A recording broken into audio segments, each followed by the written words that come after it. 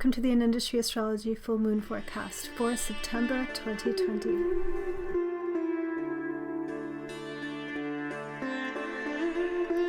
The moon is waxing. The energy is building. How are you feeling? The moon is waxing larger and brighter, and on September 1st at 10:23 p.m. Pacific time, the moon will reach its brightest point, the end of the Purnima Tithi, and then begin to wane again. Anxious, excited, maybe having a hard time sleeping. This is a powerful full moon we're coming up to, and it's kicking off a whole month, September. It's on September 1st here in California and September 2nd throughout much of the rest of the world. So it really is the beginning of something new, because September holds a lot of big turning points in Vedic astrology. A lot of shifts and possible progressive change too is coming forward with this full moon.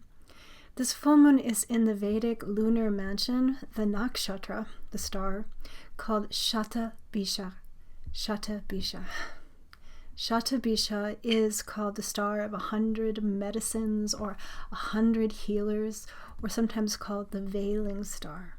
It's a very mysterious star where it's said that the god Varuna, a very old god of the ocean and the starry night sky, dwells. I found it interesting that the last time we had a lunar cycle influenced by Shatabhisha was just 6 months ago, when there was a new moon in Shatabhisha. I think it was on February 23rd. And that was right about when the pandemic kicked off to be a global influence, the coronavirus pandemic. And within that lunar cycle, many countries went into lockdown. There was a whole intense realization on a global level of the situation we were in. Now, Shatabhisha is a very mysterious star, and it's said that illnesses rooted in Shatabhisha are difficult to cure. But it's also said that when Shatabhisha shines a light like a full moon in Shatabhisha, there can be big breakthroughs in healing, or at least in understanding the problem, understanding an illness, especially because Shatabhisha is very much connected with disease and healing. So it seems to me that this full moon is really like a coming around of what, from the very beginning of 2020, right, with these themes of illness and healing. So there could be some big breakthroughs in understanding of how to control the spread of this virus, or who knows what kind of medicines could come through. There's hundreds of medicines right now in the process of being developed, and this is the star Shatabhisha of 100 medicines. But also Shatabhisha is all about unveiling mysteries and secrets and scandals as well. Often, notoriously, Shatabhisha seems to allow truth to be revealed, or scandals to be revealed in the public eye. So I'm sure there will be also other things coming into the consciousness of the world at this time. And on a personal level, it's a time of self-understanding as well, and revealing, maybe diving deep within the Varuna, the deep ocean within, and connecting with the healing energies also that reside there. And there's just so much going on in September. Like I said, there's a lot of turning points. Jupiter is turning direct. That means he's stationing, slowing down, and then beginning to move forward again. I think this is a good sign. It helps to push things forward, especially things that may have been delayed, or it's kind of stagnant kind of process. Also, the outer planet Saturn as well is going direct this month, later on at the end of the month. So we have two of these outer planets shifting direction into a forward motion. But be aware that during the station, there is no forward movement or backwards movement, right? This is a dead stop of the planet.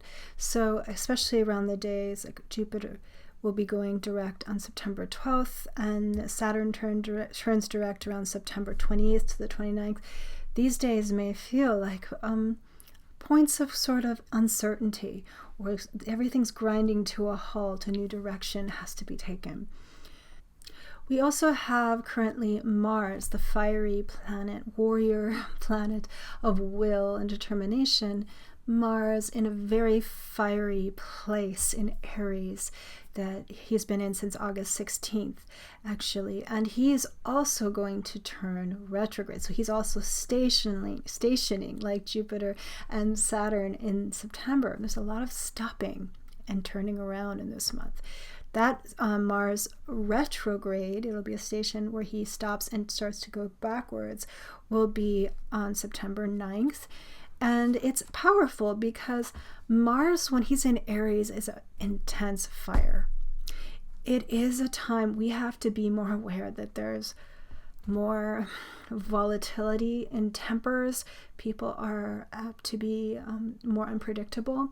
There's also a high probability of more wildfires and also just in general conflict. And particularly here in the United States, where I am right now.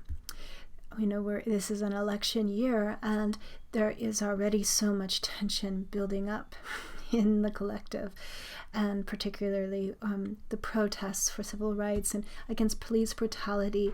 Already we've had violent incidents that are really just unpredictable and unorganized. This is kind of what Mars in Aries will do, especially as he moves retrograde. There could be more incidents like this. So it's important to, of course, pray for peace. And on a personal level, you can use this energy to come back into your body, to build your strength, your sense of courage, your sense of centeredness, right? This is the good thing that Mars can bring. But really be careful with fire at this time, wildfires and things like this. See, Mars, when he goes retrograde, his luminosity gets stronger. And actually, I checked the charts astronomically. It appears that Mars's luminosity peaks in October. So there's going to be a steady brightening of this planet of war and conflict and will and determination. So we all have to keep cool and communicate in a way that's listening and receptive.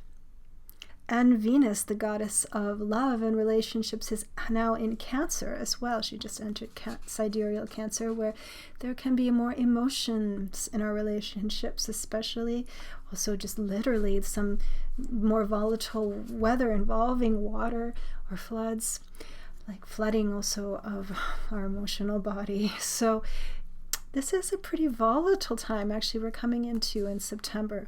But I think the most important thing, actually, that's happening in September is going to be taking place later on September 22nd. Rahu and Ketu, the head and tail of the snake, that's the north and south node that causes eclipses. They are going to shift into a different sign. They move backward out of Gemini and Sagittarius, which they've been for about a year and a half there, into Taurus and Scorpio. I'll be offering a special webinar for horoscopes so you can find out how Rahu and Ketu's transit is going to affect you on a personal level. And I will probably include some interesting things about how it's going to affect also the elections coming up. So keep your eye on that. I haven't picked a day yet. It's probably going to be in October at some point. Also, there's a special offer coming up. I think it's starting September 9th. I just did a podcast interview with Kavita Arora, the founder of the Epic Dream Academy, and she's doing a series on quantum prosperity and productivity, interviewing a lot of female leaders and visionaries right now. And so I was privileged to get interviewed by her. So if you're interested in that, it's free. You can check it out.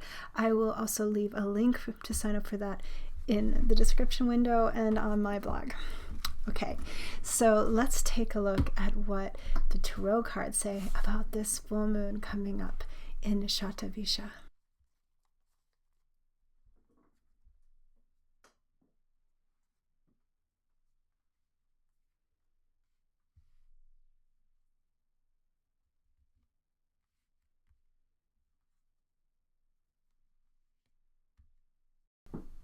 Okay, wow. Well, it does look like the cards are saying that we are coming to a breaking point, an end here of something. You know, having 3 planets station in 1 month is a lot of sort of edgy pressure kind of energy. Like I said, when planets station, they slow down and get very heavy. They stop in 1 degree, right? So it's interesting. We actually got 2 10s in this reading, very unusual.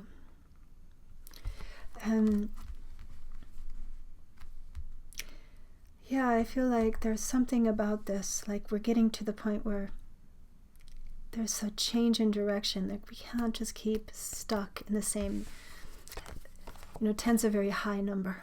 It's the end of a cycle in the tarot. So something is definitely coming to an end, a turning point, a breakthrough of some kind soon.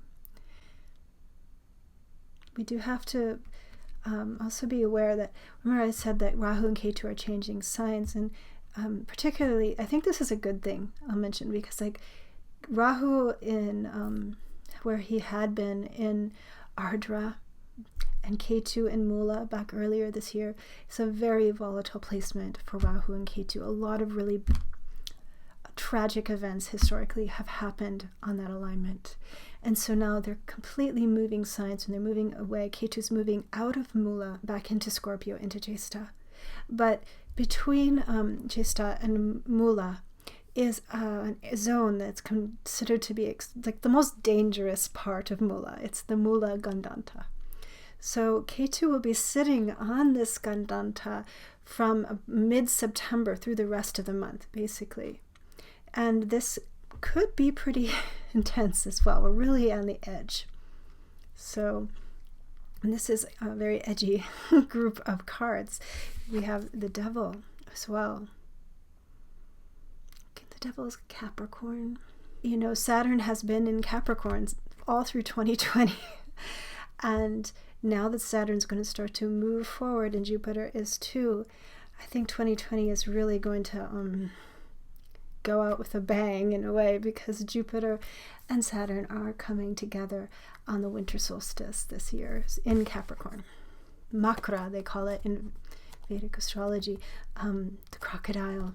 It's a heavy, it's a materialistic element, sign of the earth. It's a very grounded, a very no-nonsense energy. And having Jupiter and Saturn come together at this time, very close by declination, is quite an omen, indeed, of something reaching a point, it looks like, of reconstruction, of, where something can't be held up anymore. We have to let go and restart, change it up from the foundation. Where do you connect to the earth? And where do you desire to be free? When dammed up water is kept still too long, naturally the pressure seeks freedom.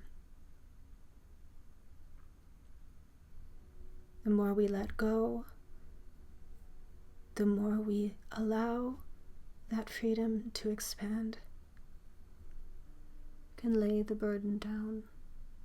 The earth will carry it. You are free when you allow yourself.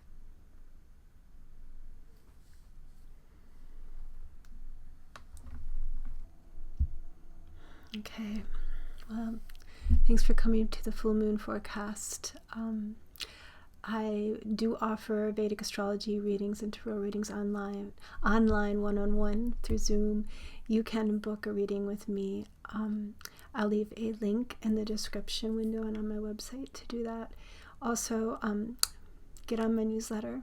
I do write a blog, and I write about different topics too in Vedic astrology, so check it out. And also, if you haven't already, be sure to subscribe to my YouTube channel and hit the notification bell. And I will see you soon.